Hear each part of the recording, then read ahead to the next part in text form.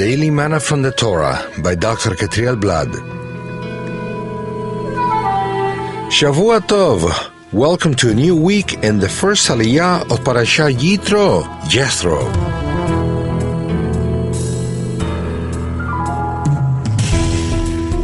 This first Aliyah is found in Exodus 18 from verse 1 to verse 12.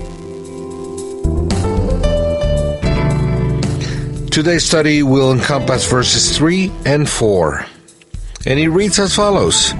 And her two sons, one son was named Gershom, for Moses said, I have become an alien in a foreign land. And the other was named Eliezer, for he said, my father's God was my helper. He saved me from the sword of Pharaoh. Are all sons unique? Only one of the 30 versions of translations that I've checked translates this verse according to the Hebrew text. In the text of the Torah, it is written that the name of the one was Gershom, and the name of the one was Eliezer.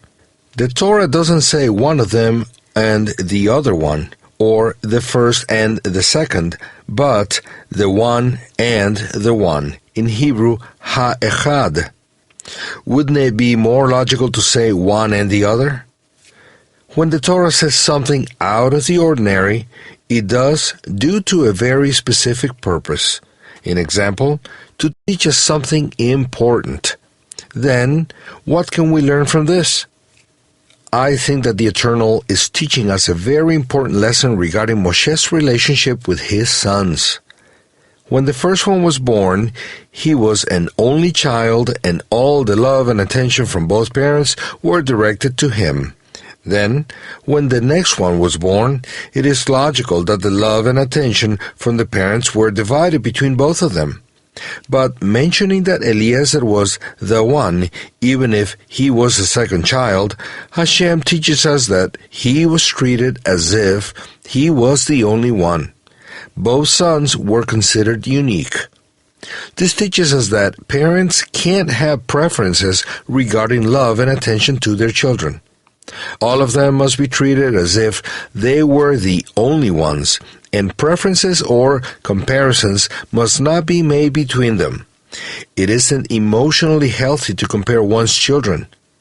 Each one has to be treated differently according to his or her own particular traits and uniqueness.